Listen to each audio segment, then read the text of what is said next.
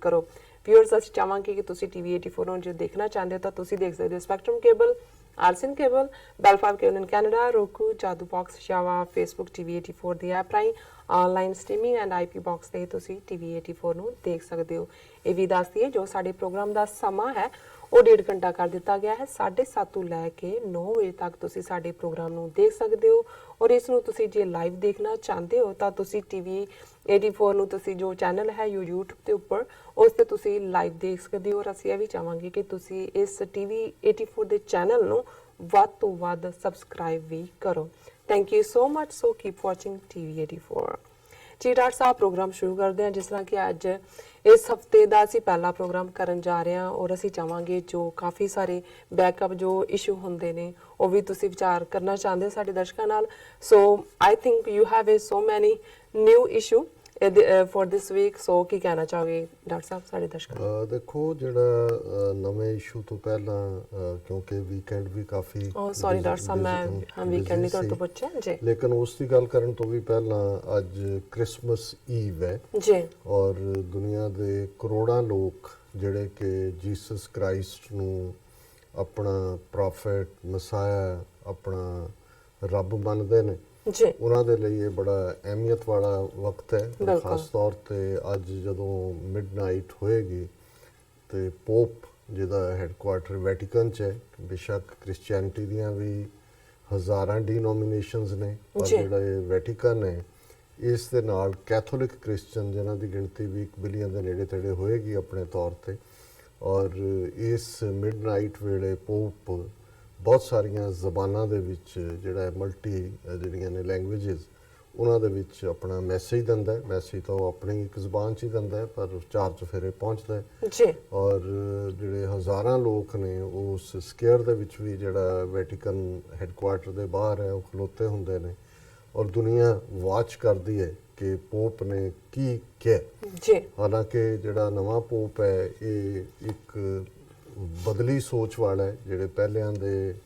ਕਈ ਜਿਹੜੇ ਪਾਰਟ ਰਹੇ ਨੇ ਕਮਜ਼ੋਰੀ ਵਾਲੇ ਵੀ, ਜਿਵੇਂ ਖਾਸ ਤੌਰ ਤੇ ਜਿਹੜਾ ਚਰਚ ਦੇ ਉੱਤੇ ਵੱਡਾ ਇਲਜ਼ਾਮ ਲੱਗਾ ਕਿ ਦੂਸਰੇ ਸੰਸਾਰ ਜੰਗ ਦੇ ਦੌਰਾਨ ਉਹਨਾਂ ਨੇ ਮਸੋਲਨੀ ਦੇ ਨਾਲ ਜਿਹੜਾ ਇਟਲੀ ਦਾ ਡਿਕਟੇਟਰ ਸੀ ਕਿਉਂਕਿ ਜਿਹੜਾ ਵੈਟੀਕਨ ਹੈ ਉਹ ਇਟਲੀ ਦੇ ਵਿੱਚ ਹੀ ਹੈ ਔਰ ਇਸੇ ਤਰ੍ਹਾਂ ਨਾਜ਼ੀਆਂ ਦੇ ਨਾਲ ਕਿਤੇ ਨਾ ਕਿਤੇ ਕੋਆਪਰੇਟ ਕੀਤਾ ਜੋ ਨਸਲਕੁਸ਼ੀ ਜੈਨੋਸਾਈਡ ਹੋਏ ਉਸ ਪੀਰੀਅਡ ਦੇ ਵਿੱਚ। ਉਹ ਭਾਵੇਂ ਯਹੂਦੀਆਂ ਦਾ ਸੀ, ਜਿਪਸੀਆਂ ਦਾ ਸੀ, ਕਮਿਊਨਿਸਟਾਂ ਦਾ ਸੀ, ਫਿਜ਼ੀਕਲੀ ਹੈਂਡੀਕੈਪਡ ਜਾਂ ਉਹ ਲੋਕ ਜਿਹੜੇ ਨਾਜ਼ੀਆਂ ਨਾਲ ਜਾਂ ਮਸੋਲਨੀ ਦੇ ਵਿਚਾਰਾਂ ਨਾਲ ਸਹਿਮਤ ਨਹੀਂ ਸੀ ਜੀ, ਉਹਨਾਂ ਸਾਰਿਆਂ ਦੇ ਬਾਰੇ ਜਾਂ ਤਾਂ ਚਰਚ ਚੁੱਪ ਰਿਹਾ ਜਾਂ ਕਿਤੇ ਨਾ ਕਿਤੇ ਉਹਨਾਂ ਨੇ ਕੋਲੈਬੋਰੇਟ ਵੀ ਕੀਤਾ। ਔਰ ਮੈਂ ਕੱਲ੍ਹ ਹੀ ਦੇਖ ਰਿਹਾ ਸੀ ਕਿ ਪੋਪ ਨੇ ਇਸ ਦੇ ਉੱਤੇ ਕਿਹਾ ਕਿ ਭਵਿੱਖ 'ਚ ਇਵੇਂ ਨਹੀਂ ਹੋਏਗਾ। ਹੁਣ ਅਸੀਂ ਕਦੇ ਵੀ ਜਿਹੜਾ ਹੈ ਉਹ ਜਿਹੜਾ ਕੋਈ ਲੁਕਾਉਣ ਦੀ ਲਾਈਨ ਹੈ ਕਿਉਂਕਿ ਵਿਦਨ ਚਰਚ ਵੀ ਇਹ ਵੱਡੀ ਡਿਬੇਟ ਕਿ ਕਿਵੇਂ ਹਜ਼ਾਰਾਂ ਬੱਚੇ ਜਿਹੜੇ ਨੇ ਅਬਿਊਜ਼ ਹੋਏ ਨੇ ਇਹਨਾਂ ਸਾਲਾਂ ਦੇ ਵਿੱਚ ਇਹਨਾਂ ਦੇ ਡਾਇਓਸੀਸ ਦੇ ਵਿੱਚ ਇਹਨਾਂ ਦੇ ਚਰਚਿਸ 'ਚ ਔਰ ਜਿਹੜੀ ਜਾਣਕਾਰੀ ਅੰਦਰੂਨੀ ਇਹਨਾਂ ਕੋਲ ਰਹੀ ਵੀ ਉਸ ਤੇ ਵੀ ਇਹਨਾਂ ਨੇ ਪਰਦਾ ਪਾਉਣ ਦੀ ਕੋਸ਼ਿਸ਼ ਕੀਤੀ ਔਰ ਬਹੁਤ ਸਾਰੇ ਲਾ ਸੂਟ ਜਿਨ੍ਹਾਂ ਦੇ ਥੱਲੇ ਫਿਰ ਬਿਲੀਅਨਸ ਆਫ ਡਾਲਰਸ ਇਹਨਾਂ ਨੇ ਪੇ ਕੀਤੇ ਨੇ ਕੰਪਰੋਮਾਈਜ਼ ਦੇ ਤੌਰ ਤੇ। ਸੋ ਇਹ ਇੱਕ ਡਾਰਕ ਸਾਈਡ ਹੈ ਪਰ ਦੂਸਰੇ ਪਾਸੇ ਅਸੀਂ ਦੇਖਦੇ ਹਾਂ ਕਿ ਇਸ 'ਚ ਕੋਈ ਸ਼ੱਕ ਨਹੀਂ ਹੈ ਕਿ ਜੀਸਸ ਕ੍ਰਾਈਸਟ ਕਿਉਂਕਿ ਉਹਨਾਂ ਦਾ ਨਾਂ ਜੀਸਸ ਆਫ ਨੈਜ਼ਰਤ ਜਿਹੜਾ ਜਿੱਥੇ ਉਹਨਾਂ ਦਾ ਜਨਮ ਹੁੰਦਾ ਹੈ ਜੀ ਔਰ ਉਹਨਾਂ ਨੂੰ ਜੇ ਅਸੀਂ ਈਵਨ ਇਸਲਾਮਿਕ ਹਵਾਲੇ ਨਾਲ ਵੀ ਦੇਖੀਏ ਉਹਨਾਂ ਨੂੰ ਹਜ਼ਰਤ ਈਸਾ ਕਰਕੇ ਜਾਣਿਆ ਜਾਂਦਾ ਹੈ ਜਿਹੜੇ ਪੈਗੰਬਰ ਹਜ਼ਰਤ ਮੁਹੰਮਦ ਸਾਹਿਬ ਤੋਂ ਪਹਿਲਾਂ ਹੋਏ ਉਹਨਾਂ ਨੂੰ ਰੈਕਗਨਾਈਜ਼ ਕਰਦਾ ਹੈ ਇਸਲਾਮ ਜੀ। ਇਸੇ ਤਰ੍ਹਾਂ ਜਿਹੜਾ ਟਕਰਾ ਰਿਹਾ ਜਾਂ ਜਿਹੜਾ ਅਲਟੀਮੇਟਲੀ ਰੋਮਨ ਐਮਪਾਇਰ ਨੇ ਜੀਸਸ ਕ੍ਰਾਈਸਟ ਨੂੰ ਕਰੂਸੀਫਾਈ ਕੀਤਾ ਹੈ ਜਾਂ ਸਲੀਬ ਤੇ ਚਾੜ ਕੇ ਮਾਰਿਆ, ਉਹ ਤਾਂ ਯਹੂਦੀਆਂ ਦੀ ਜਿਹੜੀ ਧਾਰਮਿਕ ਇਹ ਸੀ ਜਿਹਨੂੰ ਅੱਜ ਬਲੈਸਫੇਮੀ ਕਿਹਾ ਜਾਂਦਾ ਹੈ, ਕਿਉਂਕਿ ਜੀਸਸ ਦੀ ਇਹ ਡੈਕਲੇਰੇਸ਼ਨ ਸੀ ਕਿ ਵੀ ਮੈਂ ਜਿਹੜਾ ਹੈ ਉਹ ਜਿਸ ਦੀ ਪ੍ਰੋਫੈਸੀ ਕੀਤੀ ਹੋਈ ਆ ਓਲਡ ਟੈਸਟਾਮੈਂਟ ਦੇ ਵਿੱਚ ਕਿ ਕਿੰਗ ਆਫ ਜੂਜ਼ ਜਿਹੜਾ ਹੈ ਆਏਗਾ ਔਰ ਐਸਟੈਬਲਿਸ਼ ਕਰੇਗਾ ਜਿਹੜਾ ਆਪਣੇ ਲੋਕਾਂ ਨੂੰ। ਸੋ ਉਹਨੇ ਕਿਹਾ ਕਿ ਮੈਂ ਹੀ ਉਹ ਹਾਂ ਜਿਹਦੀ ਟੈਸਟੀਮਨੀ ਹੈ, ਔਰ ਉਹਨਾਂ ਨੇ ਕਿਹਾ ਕਿ ਵੀ ਨਹੀਂ, ਜਿਹੜੇ ਉਹਨਾਂ ਦੀ ਰਿਲੀਜੀਅਸ ਕਲਰਜੀ ਜਾਂ ਉਹਨਾਂ ਦਾ ਅੰਦਰੂਨੀ ਸਰਕਲ ਹੁੰਦਾ ਹੈ ਕਿ ਵੀ ਇਹ ਬਲੈਸਫੇਮੀ ਕਰ ਰਿਹਾ, ਇਹ ਧਾਰਮਿਕ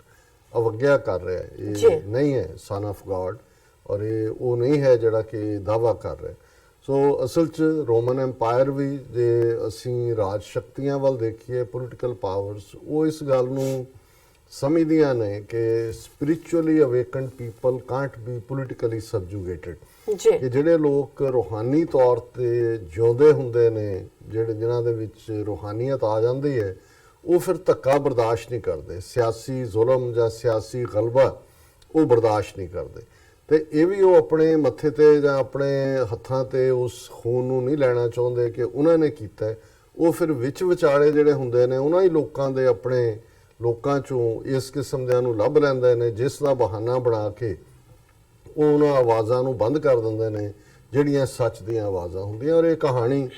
ਜੀਸਸ ਦੀ ਹੋਏ, ਮਨਸੂਰ ਦੀ ਹੋਏ, ਸਰਮਦ ਦੀ ਹੋਏ, ਗੁਰੂ ਸਾਹਿਬਾਨ ਦੀਆਂ ਸ਼ਹਾਦਤਾਂ, ਉਹ ਵੀ ਇਸ ਜਦੋਂ ਕਿ ਦੁਕਾਨੇ ਬਾਤਲ ਹਾਕਮ ਕਹਿੰਦੇ ਨੇ ਦਿੱਲੀ 'ਚ ਬੈਠੇ ਕਿ ਝੂਠ ਦੀ ਦੁਕਾਨ, ਸੋ ਜ਼ਾਹਿਰ ਤੌਰ ਤੇ ਉਹਨਾਂ ਨੂੰ ਸੱਚ ਤੋਂ ਡਰ ਆਉਂਦਾ ਹੁੰਦਾ। ਹਾਲਾਂਕਿ ਜਦੋਂ ਮੈਂ ਜਿੰਨਾ ਕੁ ਸਮਝ ਸਕਿਆ ਜੀਸਸ ਉਹਨਾਂ ਦਾ ਲਾਈਫ, ਉਹਨਾਂ ਨੇ ਕਦੇ ਵੀ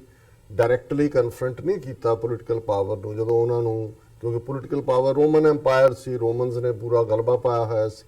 ਔਰ ਜਦੋਂ ਉਹਨਾਂ ਨੂੰ ਪੁੱਛਿਆ ਵੀ ਜਾਂਦਾ ਵੀ ਅਸੀਂ ਉਹਨਾਂ ਨੂੰ ਸਿੱਕੇ ਜਾਂ ਟੈਕਸ ਦਈਏ ਜਾਂ ਨਾ ਦਈਏ, ਤਾਂ ਉਹਨਾਂ ਨੇ ਜਿਹੜਾ ਉਹ ਮਿਡਲ ਲਾਈਨ ਲਈ ਕਿ whatever belongs to God give to God, whatever belongs to the Caesar or king, ਜੋ ਵੀ ਲਫ਼ਜ਼ ਸੀ, give it to him. So ਮਤਲਬ ਇਹ ਸੀ ਕਿ ਵੀ ਇਸ, ਪਰ ਇਹਦੇ ਬਾਵਜੂਦ ਵੀ ਜਿਹੜਾ ਪਹਿਲਾ ਖਤਰਾ ਮਹਿਸੂਸ ਕਰਦੇ ਹੁੰਦੇ ਨੇ, ਉਹ ਮਹਿਸੂਸ ਕਰਦੇ ਨੇ ਉਹ ਦੰਭੀ ਕਿਸਮ ਦੇ ਲੋਕ, ਹਿਪੋਕਰੇਟ, ਜਿਹੜੇ ਕਿ ਧਰਮ ਨੂੰ ਇਸਤੇਮਾਲ ਕਰ ਰਹੇ ਹੁੰਦੇ ਨੇ ਆਪਣੀਆਂ ਨਿੱਜੀ ਗਰਜ਼ਾਂ ਦੇ ਲਈ,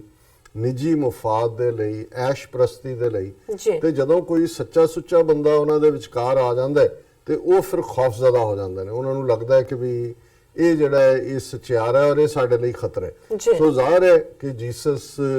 ਜਿਹੜੇ ਨੇ ਉਹ ਉਸ ਸੱਚ ਦੇ ਢੰਡਾਊ ਵੀ ਔਰ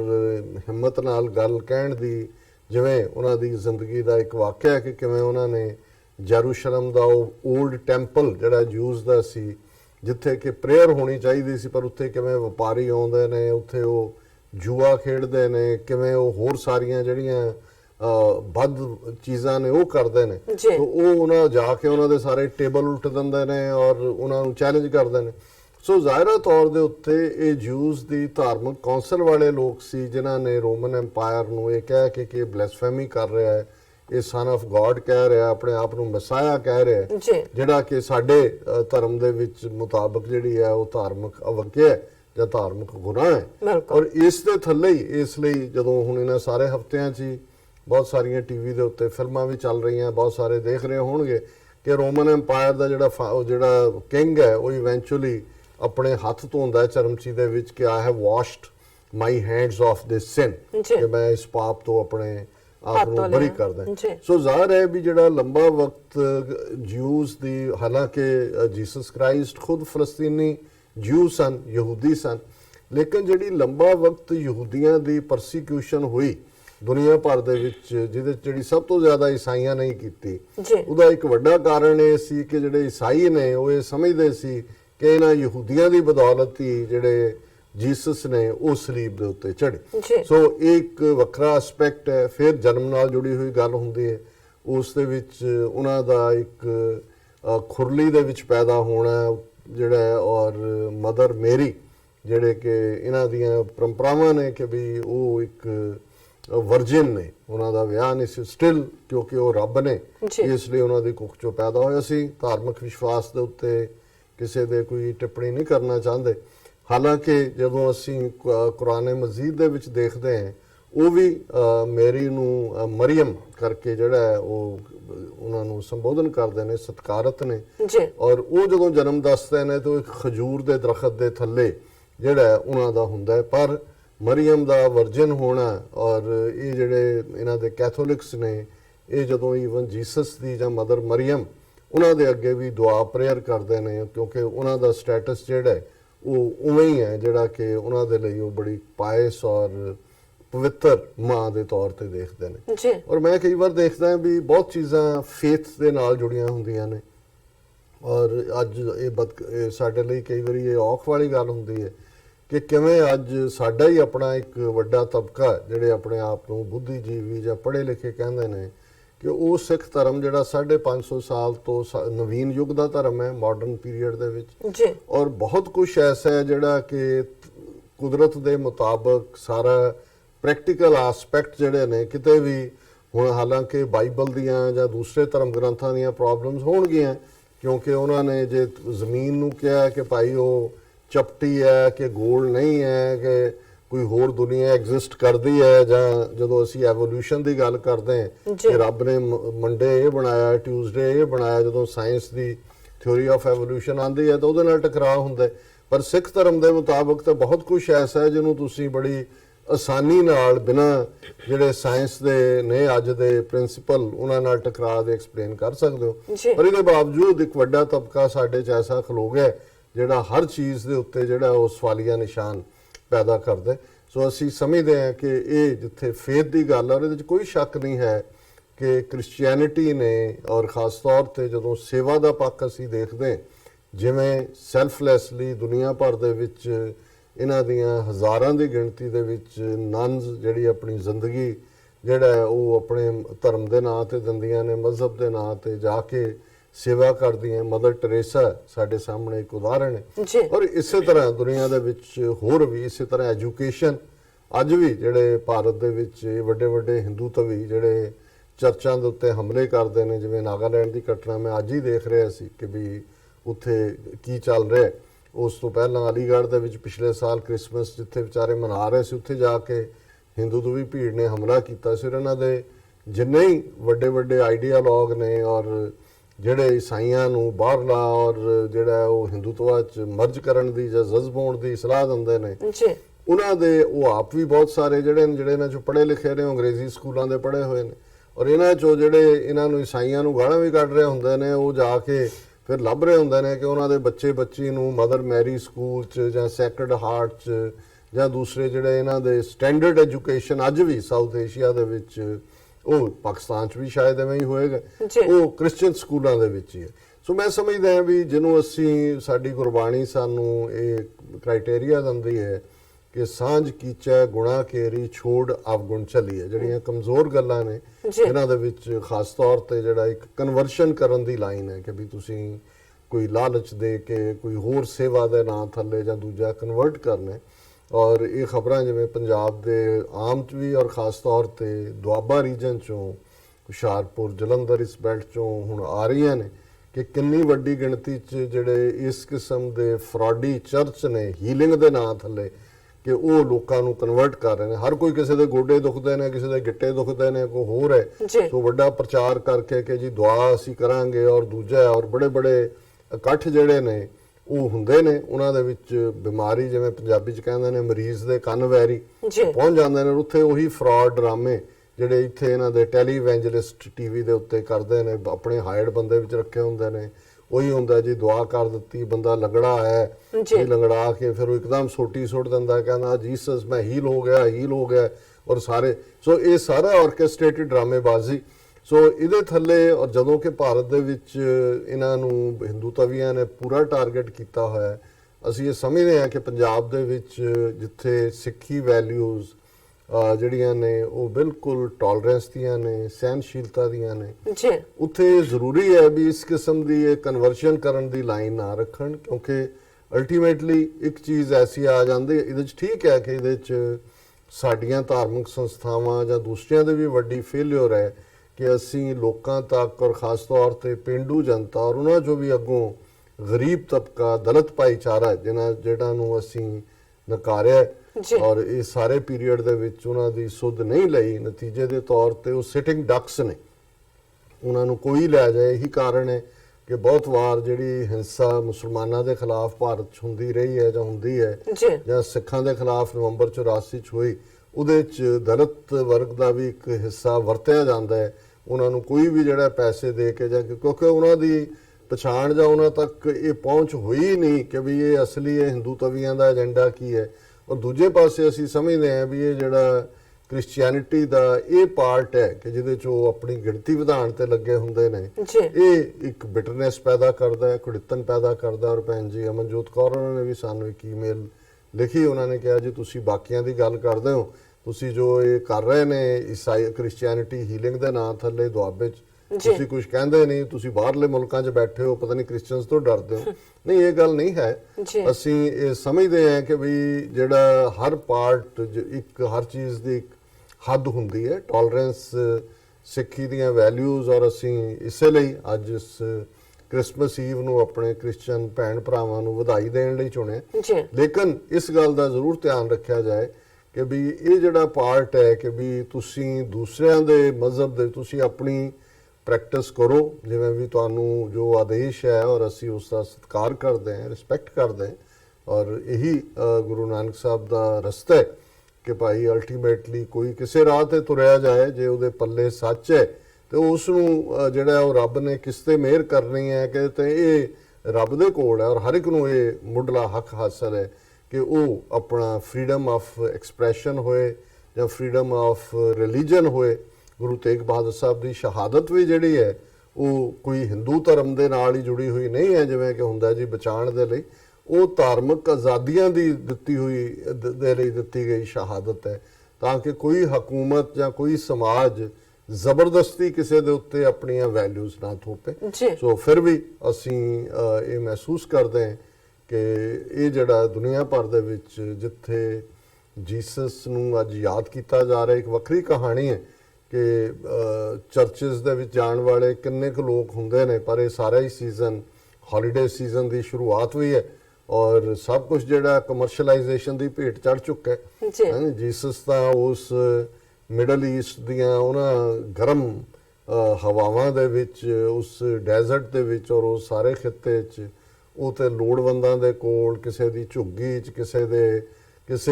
ਜਿਹੜੀ ਜਿਹਨੂੰ ਸਮਾਜ ਨੇ ਵੇਸਵਾ ਬਣਾਇਆ ਹੋਇਆ ਸੀ ਉਹਨਾਂ ਦੇ ਚੁਬਾਰੇ ਤੇ ਜਾਂ ਉਹਨਾਂ ਦੇ ਜਿਹੜਾ ਉਹ ਦੁੱਖ ਦਰਦ ਦੇ ਸਾਥੀ ਸਹਿਯੋਗੀ ਔਰ ਉਹਨਾਂ ਦੇ ਨਾਲ ਜਿਹੜੀ ਹੈ ਉਹ ਸਾਂਝਾ ਔਰ ਬਿਮਾਰਾਂ ਦੀ ਦੇਖਭਾਲ, ਇਸ ਲਈ ਜੀਸਸ ਦਾ ਹੀਲਰ ਕਰਕੇ ਜਾਣਿਆ ਜਾਂਦਾ ਹੈ। ਔਰ ਜਿਹੜੇ 4 ਪੈਗੰਬਰ ਵੱਡੇ ਮੰਨੇ ਜਾਂਦੇ ਨੇ ਸੈਮੈਟਿਕ ਧਰਮਾਂ ਦੇ, ਉਹਨਾਂ ਦੇ ਵਿੱਚ ਜਿਨ੍ਹਾਂ ਦੇ ਕੋਲ ਹੀਲਿੰਗ ਪਾਵਰ ਹੈ, ਜਿਹੜਾ ਕਿ ਵੀ ਉਹ ਮੁਰਦੇ ਨੂੰ ਵੀ ਜਿਵਾ ਸਕਦੇ ਨੇ, ਉਹ ਜੀਸਸ ਨੂੰ ਕਿਹਾ ਜਾਂਦਾ ਹੈ। ਸੋ ਅਸੀਂ ਇਹ ਸਮਝਦੇ ਹਾਂ ਵੀ ਅਗੇਨ ਇੱਕ ਫੇਥ ਦੇ ਉੱਤੇ ਜੁੜੀ ਹੋਈ ਗੱਲ ਹੈ, ਪਰ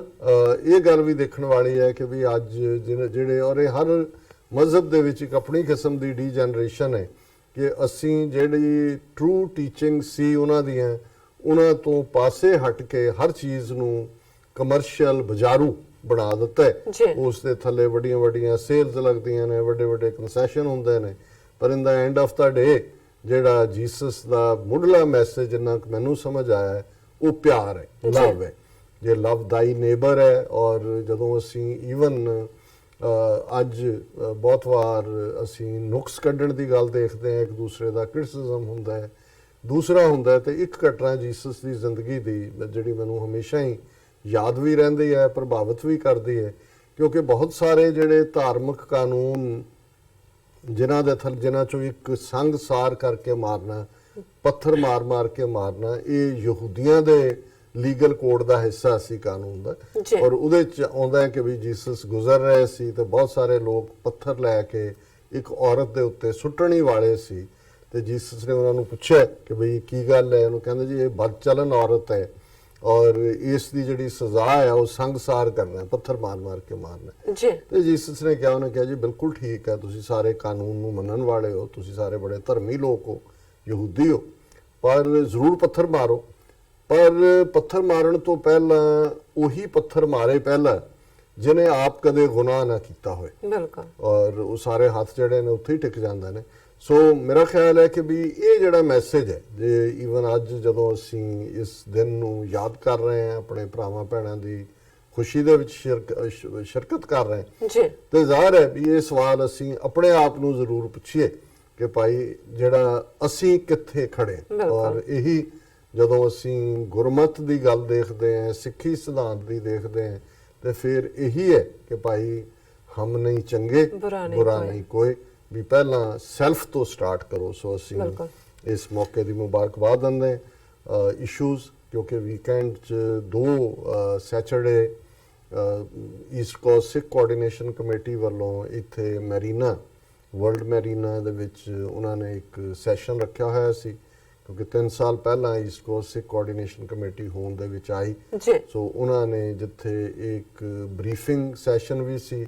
ਜਿਹੜਾ ਡੈਲੀਗੇਟਸ, ਪਬਲਿਕ ਸੱਦਾ ਨਹੀਂ ਸੀ ਖੁੱਲ੍ਹਾ, ਡੈਲੀਗੇਟ ਸੈਸ਼ਨ ਸੀ ਉਹਨਾਂ ਦਾ, ਪਰ ਸਾਨੂੰ ਉਹਨਾਂ ਨੇ ਸਪੈਸ਼ਲੀ ਇਨਵਾਈਟ ਕੀਤਾ ਹੋਇਆ ਸੀ। ਔਰ ਈਵਨ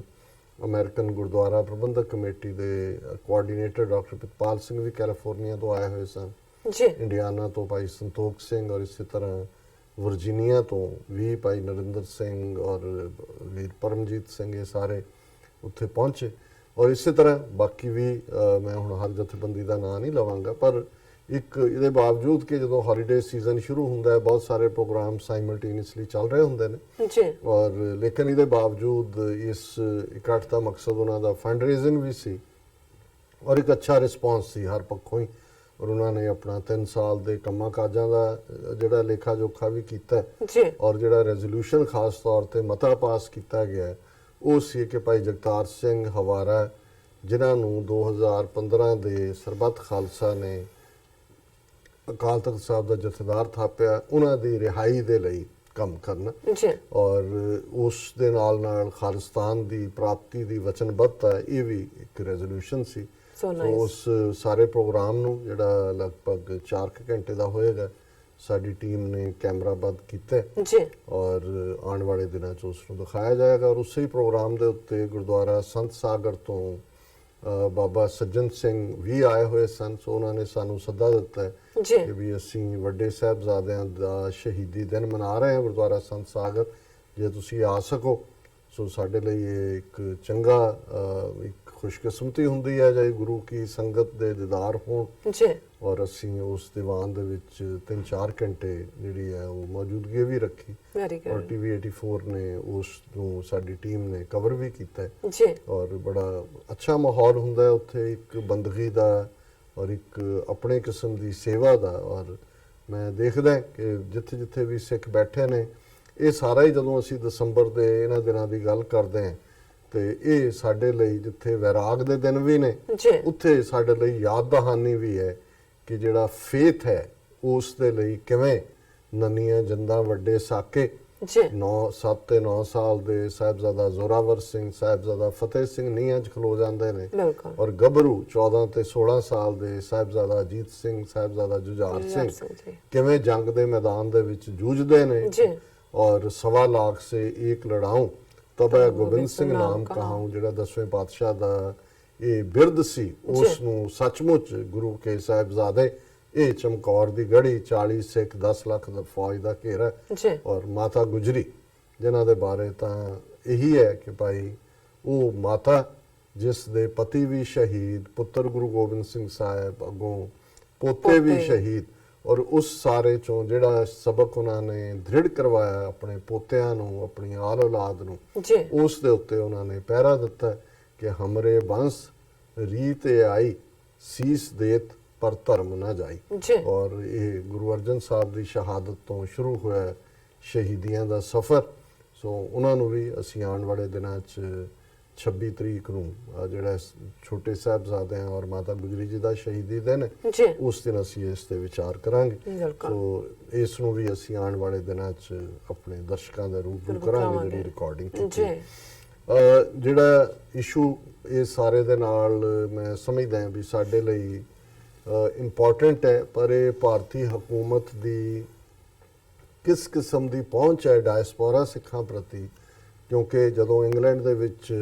ਸਿੱਖਸ ਫਾਰ ਜਸਟਿਸ ਨੇ 13 ਅਗਸਤ ਨੂੰ ਰੈਫਰੈਂਡਮ 2020 ਦੀ ਰੈਲੀ ਜਿਹੜਾ ਟ੍ਰੈਫਲਗਾਰ ਸਕੁਆਇਰ ਦੇ ਵਿੱਚ ਰੱਖੀ ਸੀ,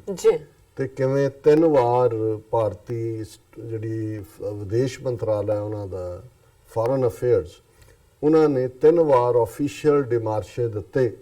ਕਿ ਇਸ ਨੂੰ ਨਾ ਹੋਣ ਦਿਓ, ਔਰ ਇਹ ਜਿਹੜਾ ਹੈ ਇਹ ਅੱਤਵਾਦੀਆਂ ਦਾ ਇਕੱਠ ਹੈ, ਇਹ ISI ਕਰਵਾ ਰਹੀ ਹੈ, ਇਹ ਭਾਰਤ ਤੋੜਨਾ ਚਾਹੁੰਦੇ ਨੇ। ਹਾਲਾਂਕਿ ਇੰਗਲੈਂਡ ਨੇ ਇਸ ਦੇ ਉੱਤੇ ਪਹਿਰਾ ਦਿੱਤਾ ਹੈ, ਐਕਸਪ੍ਰੈਸ਼ਨ ਜਿਹੜੀ ਹੈ ਫਰੀडम ਆਪਣੇ ਵਿਚਾਰਾਂ ਦੀ, ਰੋਕਿਆ ਤਾਂ ਨਹੀਂ, ਪਰ ਉਸ ਤੋਂ ਬਾਅਦ ਸ਼ਿਕੰਜਾ ਜ਼ਰੂਰ ਉੱਥੇ ਸਿੱਖਾਂ ਦਾ ਕੱਸਿਆ, ਘਰਾਂ 'ਚ ਛਾਪੇ ਵੀ ਮਾਰੇ, ਔਰ ਅੰਦਰੂਨੀ ਇਹ ਵੀ ਹੈ ਵੀ ਕੁਛ ਨਾ ਕੁਛ ਵਪਾਰਕ ਸੌਦੇ ਵੀ ਭਾਰਤ ਦੇ ਨਾਲ ਉਹਨਾਂ ਦੇ ਪ੍ਰਭਾਵਿਤ ਹੋਏ ਨੇ, ਕਿਉਂਕਿ ਭਾਰਤ ਨੇ ਉਹ ਹੁਣ ਬਲੈਕਮੇਲ ਵੀ ਕਰ ਰਿਹਾ ਹੈ ਕਿ ਵੀ ਜੇ ਤੁਸੀਂ ਸਾਡੇ ਜਿਹੜੀ ਗੱਲ ਨਾ ਮੰਨੀ ਤੇ ਅਸੀਂ ਤੁਹਾਡੇ ਨਾਲ ਜਿਹੜਾ ਉਹ ਵਪਾਰ ਨਹੀਂ ਕਰਾਂਗੇ ਜਾਂ ਤੁਹਾਡੇ ਨਾਲ ਡੀਲਸ ਨਹੀਂ ਕਰਾਂਗੇ। ਫਿਰ ਅਸੀਂ ਕੈਨੇਡਾ ਦੇ ਵਿੱਚ ਵੀ ਇਹਦਾ ਇੰਪੈਕਟ ਦੇਖ ਰਹੇ ਹਾਂ। ਹਾਲਾਂਕਿ ਕੈਨੇਡਾ 'ਚ ਇੱਕ ਚੰਗੀ ਗੱਲ ਹੈ ਕਿ ਸਾਰੀਆਂ ਸਿੱਖ ਜਥੇਬੰਦੀਆਂ ਜਿੱਥੇ ਗੁਰਦੁਆਰਾ ਕਮੇਟੀਆਂ ਉਹ ਵੀ ਇੱਕ ਪੇਜ ਤੇ ਨੇ, ਔਰ ਇਸ ਦੇ ਨਾਲ ਜਿਹੜੇ ਸਿੱਖ ਰਿਪਰੈਜ਼ੈਂਟੇਟਿਵ MPs ਭਾਵੇਂ ਉਹ ਲਿਬਰਲ 'ਚ ਨੇ ਜਾਂ ਕੰਜ਼ਰਵੇਟਿਵ 'ਚ ਨੇ ਜਾਂ NDP 'ਚ ਨੇ, ਉਹ ਵੀ ਇੱਕ ਪੇਜ ਤੇ ਆ ਗਏ ਨੇ, ਜਿਹੜਾ ਕੈਨੇਡਾ ਦਾ ਉਹਨਾਂ ਦੀ ਜਿਹੜੀ ਰਿਪੋਰਟ ਸੇਫਟੀ ਦੇ ਨਾਂ ਥੱਲੇ, ਜਿਹਦੇ 'ਚ ਉਹਨਾਂ ਨੇ ਖਾਲਿਸਤਾਨੀ ਔਰ ਸਿੱਖ ਇਹ ਮਰਜ ਟੁਗੈਦਰ ਕਰਕੇ ਫਿਰ ਐਕਸਟ੍ਰੀਮਿਜ਼ਮ ਦੇ ਖਾਤੇ 'ਚ ਪਾਏ। ਜ਼ਾਹਰ ਹੈ ਇੰਡੀਅਨ ਗਵਰਨਮੈਂਟ ਦੇ ਪ੍ਰੈਸ਼ਰ ਥੱਲੇ, ਔਰ ਉੱਥੇ ਪੂਰਾ ਸਿੱਖਾਂ ਨੇ ਕੈਂਪੇਨ ਵੀ ਕੀਤਾ ਹੋਇਆ, ਔਰ ਇਸ ਮੁੱਦੇ ਦੇ ਉੱਤੇ ਜਿਹੜੇ ਸਰਕਾਰੀ ਬੈਂਚਾਂ ਤੇ ਬੈਠੇ ਨੇ ਉਹ ਵੀ ਕੌਮ ਦੇ ਨਾਲ ਖਲੋਤੇ ਨੇ, ਅਸੀਂ ਐਪਰੀਸ਼ੀਏਟ ਕਰਦੇ। ਔਰ ਅੱਜ 9:30 ਤੋਂ 10 ਦੇ ਪ੍ਰੋਗਰਾਮ 'ਚ ਵੀਰ ਮਨਵੀਰ ਸਿੰਘ ਜਿਹੜੇ ਸਾਡੇ ਬਿਊਰੋ ਚੀਫ ਨੇ ਮੌਂਟਰੀਆਲ ਦੇ ਵਿੱਚ ਇਸ ਵਿਸ਼ੇ ਤੇ ਗੱਲਬਾਤ ਵੀ ਕਰਨਗੇ ਕਿ ਕੀ ਚੱਲ ਰਿਹਾ ਹੈ ਔਰ ਕੀ ਰਿਸਪੌਂਸ ਹੈ। ਜਨਵਰੀ ਦੇ ਮਹੀਨੇ 'ਚ ਮੀਟਿੰਗ ਸਕੈਜੂਲ ਹੈ ਉਹਨਾਂ ਦੇ ਕੰਸਰਨ ਮਿਨਿਸਟਰ ਦੇ ਨਾਲ। ਸੋ ਕੈਨੇਡਾ 'ਚ ਵੀ ਉਹਨਾਂ ਨੇ ਇਹ ਦਬਾਅ, ਕਿੱਥੇ ਕੈਨੇਡਾ 'ਚ ਇਹ ਹੋਪ ਜਨਰੇਟ ਹੋ ਰਹੀ ਸੀ ਕਿ ਵੀ ਕਿਵੇਂ ਜਗਮੀਤ ਸਿੰਘ NDP ਦੇ ਲੀਡਰ ਬਣੇ ਨੇ, ਜਸਟਿਨ ਟਰੂਡੋ ਉਹਨਾਂ ਨੇ ਜਿਵੇਂ 16-17 ਸਿੱਖ ਮੈਂਬਰ ਪਾਰਲੀਮੈਂਟਸ ਨੂੰ ਟਿਕਟਾਂ ਦਿੱਤੀਆਂ, ਫਿਰ 4 ਮਿਨਿਸਟਰ ਬਣਾਏ, ਔਰ ਦੂਜੇ ਅਸੀਂ ਤਾਂ ਹੋਪ ਕਰ ਰਹੇ ਸੀ ਕਿ ਵੀ ਇਹ ਹੁਣ ਸਟੈਪ ਫਾਰਵਰਡ ਸਾਡੀ ਹਿਊਮਨ ਰਾਈਟਸ ਦੇ ਮੁੱਦੇ ਤੇ ਰਾਈਟ ਆਫ ਸੈਲਫ ਡਿਟਰਮੀਨੇਸ਼ਨ ਵੱਲ ਜਾਏਗਾ। ਪਰ ਤੁਸੀਂ ਦੁਸ਼ਮਣ ਦੀ ਪਹੁੰਚ ਔਰ ਉਹਨਾਂ ਦਾ ਡਾਇਸਪੋਰਾ ਸਿੱਖਾਂ ਨੂੰ ਨਿਸ਼ਾਨੇ ਤੇ ਲੈਣਾ ਦੇਖੋ ਕਿ ਕੈਨੇਡਾ ਵਰਗੇ ਮੁਲਕ 'ਚ ਜਿੱਥੇ ਸਿੱਖ ਬਹੁਤ ਜ਼ਿਆਦਾ ਅਸਰਟਿਵ ਨੇ ਪੋਲੀਟੀਕਲੀ, ਉੱਥੇ ਵੀ ਉਹਨਾਂ ਨੇ ਜਿਹੜਾ ਉਹ ਅੰਦਰੂਨੀ ਨੀਤੀ ਨੂੰ ਪ੍ਰਭਾਵਿਤ ਕੀਤਾ, ਔਰ ਸਿੱਖਾਂ ਦਾ ਉੱਥੇ ਇਹ ਕਹਿਣਾ ਬਿਲਕੁਲ ਵਾਜ਼ਿਹ ਹੈ, ਹੱਕ ਵਾਜ਼ਿਹ ਹੈ ਕਿ ਭਾਰਤ ਜਿਹੜਾ ਹੈ ਉਹ ਕੈਨੇਡੀਅਨ ਸਿੱਖਾਂ ਦੇ ਅੰਦਰੂਨੀ ਅਫੇਅਰਸ ਦੇ ਵਿੱਚ ਵੀ ਦਖਲਅੰਦਾਜ਼ੀ ਕਰ ਰਿਹਾ, ਔਰ ਹੁਣ ਕੈਨੇਡਾ ਗਵਰਨਮੈਂਟ ਦੀ ਜਿਹੜੀ ਪਾਲਿਸੀ ਹੈ ਉਸ ਨੂੰ ਵੀ ਪ੍ਰਭਾਵਿਤ ਕਰ ਰਿਹਾ। ਪਰ ਹੁਣ ਇਹ ਜਿਹੜੀ ਹਵਾਵਾਂ ਨੇ ਭਾਰਤੀ ਹਕੂਮਤ ਦੇ ਇਸ ਮੁਦਾਖਲਤ ਵਾਲੇ ਦੀਆਂ ਅਮਰੀਕਾ 'ਚ ਵੀ ਪਹੁੰਚ ਗਈਆਂ। ਅਮਰੀਕਾ 'ਚ ਵੀ ਸਿੱਧੀਆਂ ਸਾਰੀ ਉੱਥੋਂ ਨਿਕਲ ਕੇ ਜਿਹੜਾ ਉਹ ਵਾਸ਼ਿੰਗਟਨ DC ਪਹੁੰਚ ਗਈਆਂ ਸਟੇਟ ਡਿਪਾਰਟਮੈਂਟ, ਔਰ ਉੱਥੇ ਕਿਵੇਂ ਇੱਕ ਪ੍ਰੈਸ ਕਾਨਫਰੰਸ ਦੇ ਦੌਰਾਨ ਇੰਡੀਅਨ ਜਿਹੜਾ ਹੈ ਰਿਪੋਰਟਰ ਉਹ ਇਨਸਿਸਟ ਕਰ ਰਿਹਾ ਕਿ ਜੀ ਇਹ ਜਿਹੜਾ ਰੈਫਰੈਂਡਮ 2020 ਦੇ ਥੱਲੇ ਜਿਹੜੀ ਖਾਲਿਸਤਾਨ ਦੀ ਗੱਲ ਹੋ ਰਹੀ ਹੈ ਇਹਨੂੰ ਤੁਸੀਂ ਕਿਉਂ ਨਹੀਂ ਕਰਬ ਕਰਦੇ, ਅਮਰੀਕਾ ਕਿਉਂ ਨਹੀਂ ਕਰਬ ਕਰਦਾ। ਔਰ ਮੈਂ ਸਮਝਦਾ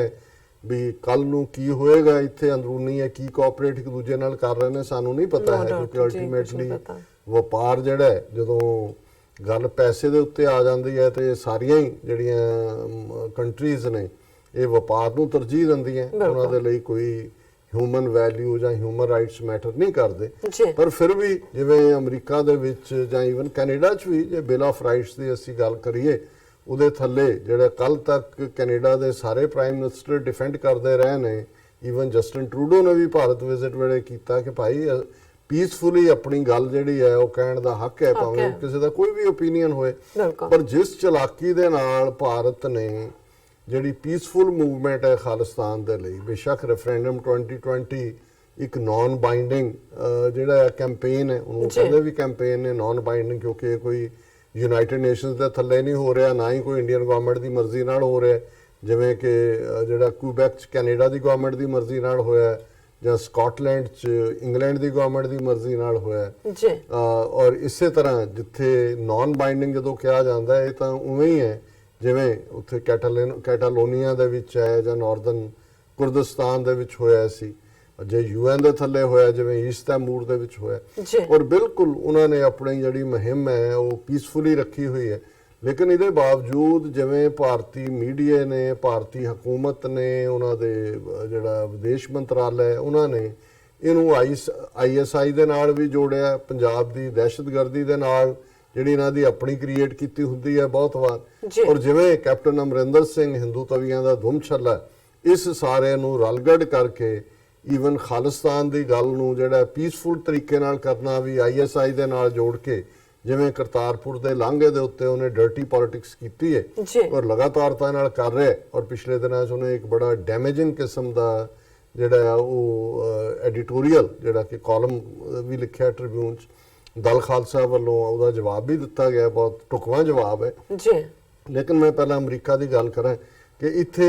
ਜਦੋਂ ਸਟੇਟ ਡਿਪਾਰਟਮੈਂਟ ਦੇ ਸਪੋਕਸਪਰਸਨ ਤੋਂ ਇਹ ਸਵਾਲ ਪੁੱਛਿਆ ਗਿਆ ਤੇ ਉਸਨੇ ਬਿਲਕੁਲ ਜਿਹੜੀਆਂ ਅਮਰੀਕਨ ਵੈਲਿਊਜ਼ ਨੇ ਫਸਟ ਅਮੈਂਡਮੈਂਟ ਦੇ ਥੱਲੇ ਉਹਨਾਂ ਦਾ ਜਿਹੜਾ ਉਹ ਜ਼ਿਕਰ ਕੀਤਾ ਔਰ ਉਹਨਾਂ ਨੇ ਬੜੀ ਮਜ਼ਬੂਤੀ ਦੇ ਨਾਲ ਇਹ ਗੱਲ ਕਹੀ। ਔਰ ਇਹ ਖਬਰ ਇਹਨਾਂ ਦਾ ਇੰਡੀਆ 1 ਦੇ ਥੱਲੇ ਹੀ ਇਹਨਾਂ ਨੇ ਦਿੱਤੀ ਹੈ ਔਰ ਇਹਦਾ ਹੈਡਲਾਈਨ ਇਹਨਾਂ ਦਾ ਕੋਰਸਪੋਂਡੈਂਟ ਹੈ ਕੋਈ ਬੀਬੀ ਜਾਂ ਬੰਦਾ ਹੈ ਵਿੱਕੀ ਨਾਨਜੱਪਾ ਔਰ ਇਹ ਹੈਡਲਾਈਨ ਹੈ the Khalistan call is not freedom of expression as termed by the United States. ਇਹ ਹੁਣ ਇੰਡੀਅਨ ਪਰਸਪੈਕਟਿਵ ਦੇ ਰਿਹਾ ਕਿਉਂਕਿ ਸਟੇਟ ਡਿਪਾਰਟਮੈਂਟ ਨੇ ਜਿਹੜਾ ਇਸ ਦੇ ਉੱਤੇ ਸਪਸ਼ਟ ਜਵਾਬ ਦਿੱਤਾ ਹੈ। ਉਹਦੇ 'ਚ ਉਹਨਾਂ ਨੇ ਕਿਹਾ ਕਿ we on the US government's position on 6 for Justice, a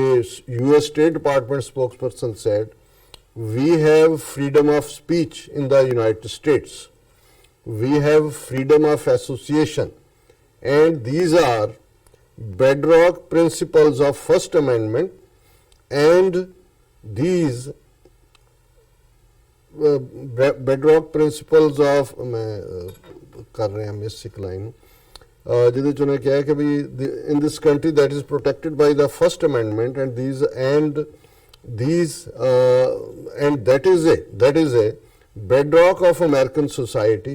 and the American Constitution। ਉਹਨਾਂ ਨੇ ਬੜੀ ਸਪਸ਼ਟਤਾ ਦੇ ਨਾਲ ਕਿਹਾ ਕਿ ਭਾਈ ਇਹ ਜਿਹੜੀ ਤੁਸੀਂ ਪੁੱਛ ਰਹੇ ਹੋ ਕਿ ਜੀ 6 for Justice ਇਹਨਾਂ ਦੇ ਉੱਤੇ ਜਿਹੜਾ ਹੈ ਇਹ 2020 ਉਹਨਾਂ ਨੇ ਕਿਹਾ ਕਿ ਵੀ ਇਹ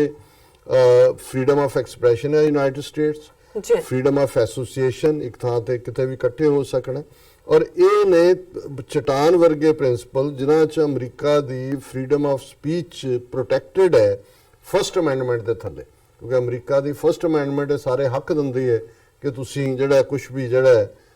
ਪੀਸਫੁਲੀ ਕਰ ਸਕਦੇ ਹੋ ਔਰ ਇਸ ਨੂੰ ਉਹਨਾਂ ਨੇ ਫਿਰ ਇਹਨੂੰ ਵੀ ਚੈਲੰਜ ਕਰਦੇ ਆ। ਉਹਨੇ ਕਹਿਣ ਦੀ ਕੋਸ਼ਿਸ਼ ਕੀਤੀ ਫਿਰ ਜਿਹੜਾ ਕੁਐਸਚਨ ਕਰ ਰਿਹਾ ਕਿ ਜੀ ਇਹ ਤਾਂ ਦੇਸ਼ ਨੂੰ ਤੋੜਨਾ, ਉਹਨੂੰ ਕਹਿੰਦੇ freedom of expression first amendment ਇਹ ਸਾਡੀ ਜਿਹੜਾ ਉਹ ਇਸ ਦੇ ਉੱਤੇ ਖੜਾ ਹੈ ਸੋਸਾਇਟੀ ਦਾ। ਔਰ ਇਹ ਕਹਿ ਰਿਹਾ Khalistan call is not freedom of expression as termed by the United States. ਹੁਣ India has repeatedly raised concerns about referendum 2020 to demand secession of Punjab from India. The movement is being led by an advocacy group called as 6 for Justice. However, a statement by United States on referendum 2020 could become an irritant to India-US ties. और फिर उन्होंने यही जड़ा मैं already पढ़ देता है इस तरह उन्होंने कहा this is the second time that India has been irked over the 6 for Justice. The last time the UK government failed to act against 6 for Justice rally held in London in August. फिर ये सारा ही article ਜਿਹੜਾ ਹੈ ਇਸ case ਨੂੰ built ਕਰ ਰਿਹਾ ਹੈ ਕਿ ਜੀ ਇਹ ISI ਨੇ ਉੱਥੇ ਹੁਣ ਰੱਖ ਦਿੱਤਾ ਹੈ। ਅਗਲੇ ਸਾਲ ਫਿਰ ਨਨਕਾਣਾ ਸਾਹਿਬ 'ਚ ਹੋਏਗੀ ਇਸ ਕਿਸਮ ਦੀ ਕਨਵੈਨਸ਼ਨ ਔਰ ਇਹ ਜਿਹੜਾ ਉਹਨਾਂ ਨੇ ਪਾਰਟ ਹੈ ਔਰ ਇਹਨਾਂ ਨੇ ਇੱਕ ਹੋਰ ਸਟੋਰੀ ਦੇ ਤੇ ਕੀਤੀ ਹੈ ਕਿ ਇਹ ਜਿਹੜਾ ਅਲਟੀਮੇਟਲੀ ਜੋ ਚੱਲ ਰਿਹਾ ਹੈ ਕਿ ਇਸ ਵੇਲੇ ਇੱਕ ਕਾਰਬਨ ਕਾਪੀ ਆਫ ਕਸ਼ਮੀਰ ਹੈ ਔਰ ਇਹ ਜਿਹੜੀ ਜਥੇਬੰਦੀਆਂ ਜਿਹੜਾ ਹੁਣ ਪੀਸਫੁਲੀ ਕਰ ਰਹੀਆਂ ਨੇ ਇਹ ਲਾਈਕ ਹੁਰੀਅਤ ਹੈ ਕਿ ਮਾਨੋ ਕਸ਼ਮੀਰ ਦਾ ਐਕਸਪੈਰੀਮੈਂਟ ਇੱਕ ਪਾਸੇ ISI ਉੱਥੇ ਮਿਲੀਟੈਂਸੀ ਰਾਹੀਂ ਵੀ ਗੜਬੜ ਕਰ ਰਹੀ ਹੈ ਬਟ ਉਹਦਾ ਪੀਸਫੁਲ ਚਿਹਰਾ ਜਿਹਨੂੰ ਪੋਲੀਟੀਕਲ ਲਹਿਰ ਬਣਾ ਕੇ ਖੜਾ ਕੀਤਾ ਹੈ ਇਹ ਜਿਹੜਾ ਇਹ ਉਹਨਾਂ ਦਾ ਇਹ ਇਵੇਂ ਹੀ ਹੈ ਜਿਵੇਂ ਹੁਰੀਅਤ ਕਾਨਫਰੰਸ ਨੂੰ ਕਸ਼ਮੀਰ ਦੇ ਵਿੱਚ ਇਸਤੇਮਾਲ ਕੀਤਾ ਜਾ ਰਿਹਾ। ਸੋ ਇਸ ਸਾਰੇ ਤੋਂ ਨਾਲ ਉਹਨਾਂ ਨੇ the worry for the agencies is that ISF would try and propagate among the pilgrims the need for a pro-Khalistan movement. The ISI would also look to evoke sentiments the agencies believe. Or the agencies also feel that the ISI and its agents would go all out to whip up passions. So, ਇਹ ਉਹਨਾਂ ਨੇ ਉਹਦੇ ਨਾਲ ਜੋੜ ਦਿੱਤਾ ਕਿ ਵੀ ਪਰ ਅਸੀਂ ਸਮਝਦੇ ਹਾਂ ਵੀ ਅੱਜ ਦੀ ਡੇਟ 'ਚ ਘੱਟੋ ਘੱਟ ਜਿਹੜਾ ਸਟੇਟ ਡਿਪਾਰਟਮੈਂਟ ਨੇ ਇਸ ਰਾਈਟ ਨੂੰ ਡਿਫੈਂਡ ਕੀਤਾ। ਕੱਲ ਨੂੰ ਇਹਨਾਂ ਤੇ ਕੀ ਦਬਾਅ ਬਣਦਾ ਹੈ, ਕੀ ਹੁੰਦਾ ਹੈ, ਪਰ ਇਹ ਇੱਕ ਉਹਨਾਂ ਦੇ ਮੂੰਹ ਦੇ ਉੱਤੇ ਜ਼ਰਾ ਜ਼ੋਰਦਾਰ ਤਮਾਚਾ ਹੈ। ਔਰ ਜਿਹੜਾ ਇਹ ਕੈਪਟਨ ਅਮਰਿੰਦਰ ਦੀ ਲਿਖਤ ਹੈ, ਉਹਨੂੰ ਜਿਵੇਂ ਉਹਨਾਂ ਨੇ ਦਲ ਖਾਲਸਾ ਨੇ ਭੰਨਿਆ ਚੰਗੀ ਤਰ੍ਹਾਂ, ਉਹਦੇ 'ਚ ਉਹਨਾਂ ਨੇ ਕਿਹਾ, hello captain, your slip is glaringly evident. ਹੁਣ ਕਿਉਂਕਿ ਇਹਨੇ ਜਿਹੜਾ ਆਰਟੀਕਲ ਲਿਖਿਆ ਅਮਰਿੰਦਰ ਨੇ, ਕਾਲਮ, ਉਹਦੇ 'ਚ ਉਹਨਾਂ ਨੇ headline C, general your slip is showing. ਇਹ ਜਨਰਲ ਬਾਜਵਾ ਨੂੰ ਜਿਹੜਾ ਉਹ ਐਡਰੈਸ ਕਰਕੇ ਕਿਹਾ ਸੀ ਕਿ ਵੀ ਇਹ ਤੁਸੀਂ ਗੱਲਾਂ ਹੋਰ ਕਰਦੇ ਹੋ, ਕਰ ਕੁਛ ਹੋਰ ਰਹੇ, ਔਰ ਬੜਾ ਜਿਹਨੇ ਇਸ ਵੇਲੇ ਜਿਹਨੂੰ ਕਹਿੰਦੇ ਨੇ playing to the hilt captain Amarinder ਦਾ ਰੋਲ ਹੈ। ਸੋ ਇਹਦੇ 'ਚ ਦਲ ਖਾਲਸਾ ਨੇ ਕਿਹਾ, when the chief minister of a state uses the editorial columns of a newspaper to vent his imagined fears and political chauvinism, it is necessary to take notice and respond. The December 19 opinion piece in the Tribune, General, your slip is showing by Captain Amrinder is a parochial and he is trying to prove that he is more loyal than the king. ਕਿ ਵੀ ਇਹ ਜਿਹੜਾ ਸਾਰਾ ਉਸ ਦਾ ਹਿੱਸਾ ਹੈ। ਔਰ ਉਹਦੇ 'ਚ ਉਹਨਾਂ ਨੇ ਇਹ ਬਾਰ-ਬਾਰ ਕਿਹਾ, ਉਹਨੇ ਕਿਹਾ ਸੀ ਸਾਡੀ ਪੁਲਿਸ ਜਿਹੜੀ ਹੈ ਉਹ ਬੜੀ ਐਫੀਸ਼ੀਐਂਟ ਹੈ, ਔਰ ਉਹਦੇ 'ਚ ਉਹਨਾਂ ਨੇ ਉਹਨੂੰ ਰਿਡੀਕਿਊਲ ਕੀਤਾ ਕਿ Amarinder brags about his police strength without mentioning their prowess to fire shots at Pakistan security establishment, unmindful of the Kartarpur corridor, may become a casualty in the process, and that would deeply hurt this cherished dream of Sikhs in particular and Guru Nanak Naam Levas in general. ਉਹਨਾਂ ਨੇ ਕਿਹਾ ਜੀ ਜੋ ਇਹ ਕਰ ਰਿਹਾ ਗੱਲਾਂ, ਉਹਨਾਂ ਵਾਇਲੈਂਸ ਦੀ ਗੱਲ ਕਰ ਰਿਹਾ ਹੈ, ਔਰ ਦੂਜਾ ਉਹਨੇ ਕਿਹਾ ਵੀ ਇਹ ਤਾਂ ਕਰਤਾਰਪੁਰ ਦਾ ਜਿਹੜਾ ਸਾਡਾ ਚੈਰਿਸ਼ ਡ੍ਰੀਮ ਹੈ ਉਹਨੂੰ ਡਿਸਟਰੋਏ ਕਰੇਗਾ। ਪਰ ਇਹ ਗੱਲ ਦਲ ਖਾਲਸਾ ਨੂੰ ਵੀ ਪਤਾ ਹੈ, ਕੌਮ ਨੂੰ ਵੀ ਪਤਾ ਹੈ ਕਿ ਇਹਨੂੰ ਇਸ ਕਿਸਮ ਦੀ ਬਿਆਨਬਾਜ਼ੀ ਲਈ ਛੱਡਿਆ ਹੀ ਇਸ ਲਈ ਗਿਆ ਖੁੱਲ੍ਹਾ ਤਾਂ ਕਿ ਇਸ ਕਰਤਾਰਪੁਰ ਕੋਰੀਡੋਰ ਨੂੰ ਜਿਹੜਾ ਉਹ ਉਸ ਦਾ ਭੋਗ ਪਾਇਆ ਜਾਏ। ਸੋ ਇਸ ਤੋਂ ਬਿਨਾਂ ਇਹਦਾ ਕੋਈ ਹੋਰ ਮਕਸਦ ਨਹੀਂ ਹੈ। ਔਰ ਫਿਰ ਉਹਨਾਂ ਨੇ ਕਿਹਾ ਕਿ ਵੀ he is a captain and Maharaja and a chief minister all rolled into one when he assumes the mantle of being a pursuer of peace through tirade of Pakistan allegedly fighting a proxy war in Punjab। ਵੀ ਹੁਣ ਤਾਂ ਇਹ ਸਾਰਾ ਕੁਝ ਇੱਕੋ ਜਿਹੀ ਬਣਿਆ ਹੋਇਆ ਜਦੋਂ ਇਹ ਬਜਾਏ ਕਿ ਇਸ ਕਰਤਾਰਪੁਰ ਕੋਰੀਡੋਰ ਨੂੰ ਜਿਹੜਾ ਕਿ ਪਾਕਿਸਤਾਨ ਦੀ ਇੱਕ ਗੁੱਡਵਿਲ ਗਿਫਟ ਹੈ, ਇਸ ਨੂੰ ਇੱਕ ਆਪਸੀ ਸਾਂਝਾਂ ਦੇ ਤੌਰ ਤੇ ਅੱਗੇ ਤੋਰਿਆ ਜਾਂਦਾ ਹੈ। ਇਹ ਜਿਹੜਾ ਇਹ ਸਾਰੇ ਨੂੰ ਜਿਹੜਾ ਪੰਜਾਬ ਦੇ ਵਿੱਚ ਨੈਗੇਟਿਵਿਟੀ ਦੇ ਲਈ ਇਸਤੇਮਾਲ ਕਰ ਰਿਹਾ। ਔਰ the allegation of Pakistan instigating violence in east Punjab is time tested tool being used by the Indian state since the 80s, and this finds a mention in Amrinder's biography too published 2 years ago। ਉਹਨੇ ਕਿਹਾ ਜੀ ਜੇ ਇਹਨਾਂ ਦਾ ਇਹੀ ਇਲਜ਼ਾਮ ਹੋਏ ਕਿ ਜੀ ਇਹਨਾਂ ਨੇ ਜਿਹੜਾ ਪੰਜਾਬ ਦੇ ਵਿੱਚ ਗੜਬੜ, ਇਹ ਤਾਂ 80ਵਿਆਂ 'ਚ ਵੀ ਤੁਸੀਂ ਇਲਜ਼ਾਮ ਲਾਉਂਦੇ ਰਹੇ, 90ਵਿਆਂ 'ਚ ਵੀ ਲਾਉਂਦੇ ਰਹੇ। ਫਿਰ ਉਹਨਾਂ ਨੇ ਸਾਰਾ ਲੰਬਾ ਚੌੜਾ ਲੈਟਰ ਹੈ ਕਿ ਵੀ ਤੁਸੀਂ ਈਵਨ ਬਾਰਬਡ ਵਾਇਰ ਵੀ ਲਾ ਦਿੱਤੀ, ਕੰਡਿਆਲੀ ਤਾਰ, ਕਰੰਟ ਵੀ ਛੱਡ ਦਿੱਤਾ, ਤੇ ਜੇ ਖਾਲਿਸਤਾਨੀ ਯੋਧਿਆਂ ਨੇ 80ਵਿਆਂ 'ਚ 90ਵਿਆਂ 'ਚ ਤੁਹਾਨੂੰ ਲੜਾਈ ਦਿੱਤੀ, ਇਹਦੇ ਬਾਵਜੂਦ ਤਾਂ ਹੁਣ ਕਿਹੜੀ ਤੁਸੀਂ ਨਵੀਂ ਗੱਲ ਕਰ ਰਹੇ। ਉਹਨਾਂ ਦੇ ਲਈ ਜਦੋਂ ਤੁਸੀਂ ਕੌਮਾਂ ਆਜ਼ਾਦੀ ਲਈ ਖਲੋਂਦੀਆਂ ਨੇ, ਉਦੋਂ ਕੋਈ ਤਾਰਾਂ ਜਾਂ ਕੋਈ ਕਰੰਟ ਜਾਂ ਸੂਲੀਆਂ ਜਾਂ ਜੇਲਾਂ ਉਹਨਾਂ ਦੇ ਰਿਜ਼ੋਲਵ ਨੂੰ ਤੋੜ ਨਹੀਂ ਸਕਦੀਆਂ। ਸੋ ਉਹਨਾਂ ਨੇ ਬੜੀ ਸਪਸ਼ਟਤਾ ਦੇ ਨਾਲ ਕਿਹਾ ਕਿ ਵੀ ਇਹ ਜਿਹੜਾ his present rhetoric is only repeating the old mantra to foist anti Pakistan sentiment for his present political ideology. ਬਿਲਕੁਲ ਹਿੰਦੂਤਵੀਆਂ ਨੂੰ ਖੁਸ਼ ਕਰਨ ਦੇ ਲਈ ਉਹ ਮੂੰਹ ਖੋਲ ਕੇ ਜਿਹੜਾ ਪਾਕਿਸਤਾਨ ਵਿਰੋਧੀ ਲਾਈਨ ਲੈ ਰਿਹਾ, ਔਰ ਉਸ ਸਾਰੇ ਚੋਂ ਇਹ ਸਾਰਾ ਪਾਰਟ ਨਿਕਲ ਰਿਹਾ। ਔਰ ਇਹ ਸਾਰੇ ਦੇ ਲਈ ਜਿਹੜਾ ਉਹ ਕਾਂਗਰਸ ਨੂੰ ਬਿਲਕੁਲ ਇਮਿਊਨਿਟੀ ਦੇ ਰਿਹਾ ਵੀ ਕਾਂਗਰਸ ਗਵਰਨਮੈਂਟ ਨੇ ਸਿੱਖਾਂ ਦੇ ਨਾਲ ਕੀ ਕੀਤਾ। ਫਿਰ ਉਹਨਾਂ ਨੇ ਕਿਹਾ ਵੀ ਉਹਦੇ 'ਚ ਉਹਨਾਂ ਨੇ ਗੱਲ ਕੀਤੀ ਹੈ ਵੀ ਕਿਵੇਂ ਇਹ ਜਿਹੜਾ 6-7 ਆਰਗੈਨਿਕ ਰਿਲੇਸ਼ਨਸ਼ਿਪ, ਇਹ ਬੜਾ ਜ਼ਬਰਦਸਤ ਲਫ਼ਜ਼ ਇਹਨਾਂ ਨੇ ਇਸਤੇਮਾਲ ਕੀਤਾ ਜਿਹੜਾ ਮੈਨੂੰ ਵੀ ਚੰਗਾ ਲੱਗਾ, ਮੈਂ ਵੀ ਕਰਾਂਗਾ। 6-7 organic relationship with Pakistan as the founder of Sikh faith, Guru Nanak Sahib was born in Nankana Sahib and immersed with Almighty at Kartarpur Sahib, both in present day Pakistan। ਹੁਣ ਬਹੁਤ ਵਾਰੀ ਜਿਹੜੇ ਨੇ ਬਹੁਤੇ ਤਹਿਜ਼ੀਬ ਦੀ, ਜ਼ਬਾਨ ਦੀ ਜਾਂ ਗੁਰਦੁਆਰਿਆਂ ਦੀ ਸਾਂਝ ਦੀ ਗੱਲ ਅਸੀਂ ਕਰਦੇ ਠੀਕ ਹੈ ਜੀ। ਇਹ ਆਰਗੈਨਿਕ ਰਿਲੇਸ਼ਨਸ਼ਿਪ, ਆਰਗੈਨਿਕ ਬਦਲਦੀ ਨਹੀਂ ਹੈ ਕਦੇ ਵੀ, ਕਿਉਂਕਿ ਸਾਡਾ ਮੱਕਾ ਵੀ, ਮਦੀਨਾ ਵੀ, ਨਨਕਾਣਾ ਸਾਹਿਬ ਵੀ, ਕਰਤਾਰਪੁਰ ਸਾਹਿਬ ਵੀ ਜਿਹੜੇ ਨੇ ਉਹ ਉੱਥੇ ਹੀ ਨੇ। ਫਿਰ ਉਹਨੇ ਕਿਹਾ ਜੀ ਵੀ 1947 'ਚ ਅਸੀਂ ਇਹਨਾਂ ਦੇ ਢਹਿ ਚੜ੍ਹ ਕੇ ਜਿਹੜਾ ਹੈ ਉਹ ਵਿਰੋਧ ਕਰਦੇ ਰਹੇ, ਲੇਕਿਨ ਹੁਣ ਜਿਹੜਾ ਹੈ As far as Indian allegations of friendship between Pakistan and Khalistani Sikhs is concerned, let me quote US President Abraham Lincoln, who defined friends two persons having the same enemy. ਕਹਿੰਦੇ ਜੀ ਹੁਣ ਤੁਸੀਂ ਕਹਿੰਦੇ ਹੋ ਖਾਲਿਸਤਾਨੀ ਸਿੱਖ ਦੋਸਤ ਨੇ ਪਾਕਿਸਤਾਨ ਦੇ, ਕਹਿੰਦੇ ਜੀ ਅਬਰਾਹਿਮ ਲਿੰਕਨ ਨੇ ਕਿਹਾ ਸੀ ਕਿ two persons having the same enemy, ਕਿ ਪਾਕਿਸਤਾਨ ਦਾ ਵੀ ਦੁਸ਼ਮਣ ਭਾਰਤੀ ਰਜੀਮ ਹੈ ਔਰ ਖਾਲਿਸਤਾਨ ਸਿੱਖ ਕੌਮ ਦਾ ਵੀ। ਸੋ ਜੇ ਅਸੀਂ ਇੱਕੋ ਪੇਜ ਤੇ ਹੈ ਤੇ ਫਿਰ ਇਹਦੇ ਚ ਤੁਹਾਨੂੰ ਕੀ ਤਕਲੀਫ ਹੈ ਵੀ ਇਹ ਤਾਂ ਲਿੰਕਨ ਨੇ ਵੀ ਇਹ ਗੱਲ ਕਹੀ ਹੋਈ ਹੈ। ਅਮਰਿੰਦਰ ਸਿੰਘ ਇਮੇਜਿਨਸ ਮੈਨੀ ਫੀਅਰਸ ਐਂਡ ਫੀਡਸ ਫਾਲਸੀਫਿਕੇਸ਼ਨਸ, ਕਿ ਝੂਠ ਜਿਹੜਾ ਉਹਨੂੰ ਚਰਨ ਕਰ ਰਿਹਾ, ਬਾਹਰ ਸੁੱਟ ਰਿਹਾ। ਫਿਰ ਉਹਨਾਂ ਨੇ ਕਿਹਾ ਕਿ ਵੀ ਇਹ ਤਾਂ ਸਾਨੂੰ ਕੰਡਿਆਲੀ ਤਾਰ ਵੀ ਖਾਲਿਸਤਾਨੀ ਯੋਧਿਆਂ ਨੂੰ ਰੋਕ ਨਹੀਂ ਸੀ ਸਕੀ 80ਵੇਂ ਔਰ 90ਆਂ ਦੀ। The Chief Minister of Punjab will do well to digest that Kartarpur corridor is a corridor of faith. ਤੇ ਅਮਰਿੰਦਰ ਨੂੰ ਇਹ ਸਮਝਣਾ ਚਾਹੀਦਾ ਹੈ ਕਿ ਇਹ ਜਿਹੜਾ ਕਰਤਾਰਪੁਰ ਦਾ ਲੰਘ ਹੈ ਇਹ ਵਿਸ਼ਵਾਸ ਦੇ ਨਾਲ ਜੁੜਿਆ ਹੋਇਆ ਹੈ, ਇਸ ਨੂੰ ਜਿਹੜਾ ਨਾ ਡੈਮੇਜ ਕਰ। ਔਰ it is a potential, it has the potential to revive engagement on people to people basis on both sides of the fence and reduce tensions and build hopes provided there is a cessation of shooting and these diatribes and allegations, ਕਿ ਵੀ ਇਹ ਲੋਕਾਂ ਦੇ ਆਪਸੀ ਸਬੰਧ ਪਿਆਰ ਦਾ ਜਿਹੜੀ ਹੈ ਉਹਦੀ ਸ਼ੁਰੂਆਤ ਹੈ ਔਰ ਇਹ ਸਾਰਿਆਂ ਨੂੰ ਜਿਹੜਾ ਹੈ ਇਸ ਪਾਸੇ ਹੀ ਦੇਖਣਾ ਚਾਹੀਦਾ ਹੈ।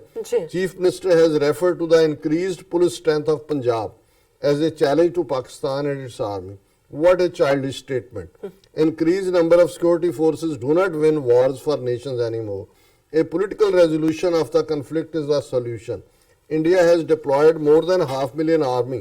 and other security personnel in Kashmir to counter Kashmiri insurgency. Have the numbers been able to kill or cow down the Kashmiri struggle for liberation? Has it been able to contain the insurgency? The more the security forces, the more is the disturbance and casualty of ordinary citizens. कि भैया अमरिंदर कह रहे हैं मेरी police बहुत update हुई है और बहुत लेटेस्ट हथियार ने जी। उन्होंने कहा तुसी 5 ਲੱਖ ਤੋਂ ਜ਼ਿਆਦਾ ਫੌਜ ਕਸ਼ਮੀਰ ਚ ਰੱਖੀ, ਦਬਾ ਲਈ ਉਹਨਾਂ ਦੀ ਮੂਵਮੈਂਟ, ਕਿੰਨੇ ਤੁਸੀਂ ਮਾਰ ਰਹੇ ਹੋ, ਕਿੰਨਾ ਰਾਦਰ ਇਸ ਤੇ ਉਲਟ ਜਦੋਂ ਤੁਸੀਂ ਲੋਕਾਂ ਦੇ ਉੱਤੇ ਜ਼ੁਲਮ ਕਰਦੇ ਹੋ ਤੇ ਫਿਰ ਉਹ ਦੂਜੇ ਪਾਸੇ ਨੂੰ ਗੱਲ ਜਾਂਦੀ ਹੈ। ਔਰ ਉਹਨਾਂ ਨੇ ਇਹ ਜਿਹੜਾ ਇਸ ਸਾਰੇ ਦੇ ਨਾਲ ਹੀ ਮੈਂ ਹੁਣ ਦੇਖ ਰਿਹਾ ਘੜੀ ਵੱਲ ਵੀ ਦੂਸਰੇ ਟੌਪਿਕ ਵੀ ਅਸੀਂ ਲੈਣੇ ਨੇ। ਸੋ ਉਹਨਾਂ ਨੇ ਕਿਹਾ ਕਿ ਵੀ ਇਹ ਜਿਹੜਾ to cater to his broad constituency the Punjab chief minister doesn't have to play with the sentiments of the people. He should concentrate on good governance and fulfilling poll commitments. This will be good for his health, that of the state and of course the people too. ਨਾਲ ਹੀ ਇਦਾਂ ਦਾ ਬਿਆਨ ਦੇ ਕੇ ਫਿਰ PGI ਪਹੁੰਚ ਜਾਂਦਾ ਹੈ, ਉਹਨੂੰ ਅੰਦਰੋਂ ਆਪਣਾ ਡਰ ਖਾ ਰਿਹਾ ਹੈ ਕਿ ਵੀ ਕੌਮ ਤਾਂ ਜਿਹੜੀ ਜਿਵੇਂ ਇਹਨੇ ਕਰਤਾਰਪੁਰ ਕੋਰੀਡੋਰ ਤੇ ਨੈਗੇਟਿਵ ਲਾਈਨ ਲਈ ਕਿ ਦੁਨੀਆ ਭਰ ਚ ਸਿੱਖ ਇਮੋਸ਼ਨਲੀ ਯੂਨਾਈਟ ਹੋ ਗਏ ਔਰ ਜਿੰਨੀ ਗੁੱਡਵਿਲ ਪਾਕਿਸਤਾਨ ਲਈ ਇਸ ਵੇਲੇ ਹੈ ਔਰ ਪਾਕਿਸਤਾਨ 'ਚ ਇਸ ਵੇਲੇ ਸਿੱਖਾਂ ਲਈ ਹੈ ਪਹਿਲਾਂ ਕਦੇ ਨਹੀਂ ਹੋਈ। ਔਰ ਇਹਨੂੰ ਇਹ ਲੱਗਦਾ ਅਪਰਚੂਨਿਸਟ ਕਿਸਮ ਦਾ ਬੰਦਾ ਹੈ, ਪਰ ਇਹਨੂੰ ਇਹ ਲੱਗਦਾ ਹੈ ਕਿ ਵੀ ਇਹ ਜਿਹੜਾ ਇਹਦੇ ਹੱਥੋਂ ਗੱਲ ਨਿਕਲ ਰਹੀ ਹੈ ਹੁਣ ਉਹ ਹਿੰਦੂ ਤਵੀਆਂ ਨੂੰ ਖੁਸ਼ ਕਰਨ ਤੇ ਲੱਗਾ ਹੋਇਆ ਹੈ। ਸੋ ਅਸੀਂ ਸਮਝਦੇ ਹਾਂ ਵੀ ਇਹ ਐਪਰੋਪ੍ਰੀਏਟ ਰਿਸਪੌਂਸ ਹੈ। ਸੋ ਇਹ ਇੱਕ ਜਿਵੇਂ ਅਸੀਂ ਸਟੇਟ ਡਿਪਾਰਟਮੈਂਟ ਦੇ ਔਰ ਸਟੈਂਡ ਦੀ ਗੱਲ ਕੀਤੀ, ਸੋ ਇਹ ਔਨ ਏ ਪੋਜ਼ਿਟਿਵ ਨੋਟ ਹੈ। ਔਰ ਮੈਂ ਸਮਝਦਾ ਵੀ ਜਿਵੇਂ ਅਮਰਿੰਦਰ ਸਿੰਘ ਨੂੰ ਸਿੱਖ ਤਿਰਸਕਾਰ ਰਹੇ ਨੇ ਇੱਕ ਤੋਂ ਬਾਅਦ ਇੱਕ ਫੋਰਮ ਤੋਂ, ਇਹ ਵੀ ਦੱਸਦਾ ਹੈ ਵੀ ਅਸੀਂ ਸਿਆਸੀ ਤੌਰ ਤੇ ਕਾਫੀ ਮੈਚੁਰ ਹੋ ਗਏ। ਜੀ ਰਾਜ ਸਾਹਿਬ ਤੁਹਾਡਾ ਬਹੁਤ ਬਹੁਤ ਸ਼ੁਕਰੀਆ, ਤੁਸੀਂ ਜੋ ਤੁਹਾਡਾ ਵੀਕਐਂਡ ਸੀ ਤੁਸੀਂ ਉਹ ਸਾਡੇ ਦਰਸ਼ਕਾਂ ਨਾਲ ਸਾਂਝਾ ਕੀਤਾ ਔਰ ਜੋ ਅੱਜ ਦਾ ਇਸ਼ੂ ਸੀ ਉਹ ਵੀ ਸਾਡੇ ਦਰਸ਼ਕਾਂ ਨਾਲ ਤੁਸੀਂ ਸਾਂਝਾ ਕੀਤਾ। ਜੋ ਕ੍ਰਿਸਮਸ ਈਵ ਦੇ ਉੱਪਰ ਤੁਸੀਂ ਆਪਣੇ ਜਿਹੜੇ ਵਿਚਾਰ ਦਿੱਤੇ ਨੇ ਉਹ ਵੀ ਤੁਸੀਂ ਸਾਡੇ ਦਰਸ਼ਕਾਂ ਨਾਲ ਸਾਂਝੇ ਕੀਤੇ ਨੇ, ਤੁਹਾਡਾ ਬਹੁਤ ਬਹੁਤ ਸ਼ੁਕਰੀਆ। ਇੱਥੇ ਲੈਣੇ ਆਪਣੇ ਇੱਕ ਬ੍ਰੇਕ ਤੋਂ ਪਹਿਲਾਂ ਅਸੀਂ ਆਪਣੇ ਦਰਸ਼ਕਾਂ ਤੇ ਸਰੋਤਿਆਂ ਨੂੰ ਅਪੀਲ ਤੇ ਬੇਨਤੀ ਕਰ ਦਈਏ ਵਿਊਅਰਸ, ਜਿਸ ਤਰ੍ਹਾਂ ਕਿ ਤੁਸੀਂ ਜਾਣਦੇ ਹੋ ਕਿ ਟੀਵੀ 84 ਇੱਕ ਪੰਥਕ ਚੈਨਲ ਹੈ। ਟੀਵੀ 84 ਸਿੱਖਾਂ, ਕਸ਼ਮੀਰੀਆਂ ਤੇ ਭਾਰਤੀਆਂ ਨੌਰਥ ਈਸਟ ਸਟੇਟਾਂ ਦੇ ਲੋਕਾਂ ਦੇ ਸਵੈ ਨਿਰਣੇ ਦੇ ਹੱਕਾਂ ਦਾ ਹਾਮੀ ਹੈ। ਅਸੀਂ ਚਾਹਾਂਗੇ ਕਿ ਤੁਸੀਂ ਟੀਵੀ 84 ਦੀ ਚੜ੍ਹਦੀ ਕਲਾ ਲਈ ਵੱਧ ਤੋਂ ਵੱਧ ਡੋਨੇਟ ਕਰੋ। ਡੋਨੇਟ ਕਰਨ ਲਈ ਸਾਡੀ ਵੈਬਸਾਈਟ tv84.tv ਤੇ ਜਾ ਕੇ ਪੇਪਲ ਦੀ ਵਰਤੋਂ ਕਰਕੇ ਵਨ ਟਾਈਮ ਡੋਨੇਟ ਕਰ ਸਕਦੇ ਹੋ, ਮੰਥਲੀ ਡੋਨੇਟ ਵੀ ਕਰ ਸਕਦੇ ਹੋ। ਤੁਸੀਂ ਟੀਵੀ 84 ਦੇ ਨਾਮ ਤੇ ਚੈੱਕ ਬਣਾ ਕੇ ਸਾਨੂੰ ਮੇਲ ਵੀ ਕਰ ਸਕਦੇ ਹੋ ਸਾਡੇ ਇਸ ਪਤੇ ਤੇ 36-01 37th Avenue, Long Island City, New York 11101 USA, ਜਾਂ ਫਿਰ ਤੁਸੀਂ ਸਾਨੂੰ ਫੋਨ ਰਾਹੀਂ ਵੀ ਸੰਪਰਕ ਕਰ ਸਕਦੇ ਹੋ। ਸਾਡੇ ਫੋਨ ਨੰਬਰ ਤੇ 5164060694। Thank you so much. ਇਹ ਵੀ ਦੱਸ ਦਈਏ ਜੋ ਸਾਡੇ ਪ੍ਰੋਗਰਾਮ ਦਾ ਸਮਾਂ ਹੈ ਉਹ 7:30 ਤੋਂ ਲੈ ਕੇ 9 ਵਜੇ ਤੱਕ ਹੈ ਔਰ ਤੁਸੀਂ ਇਸ ਨੂੰ YouTube ਤੇ ਜਾ ਕੇ TV84 ਦੇ ਚੈਨਲ ਤੇ ਲਾਈਵ ਵੀ ਦੇ ਸਕਦੇ ਹੋ ਔਰ ਤੁਸੀਂ tv84.tv ਤੇ ਜਾ ਕੇ ਲਾਈਵ ਸਟ੍ਰੀਮ ਤੇ ਵੀ ਇਸ ਨੂੰ ਲਾਈਵ ਦੇ ਸਕਦੇ ਹੋ। Thank you so much. So keep watching TV84। ਮਿਲਦੇ ਹਾਂ ਛੋਟੇ ਜਿਹੇ ਬ੍ਰੇਕ ਤੋਂ ਬਾਅਦ।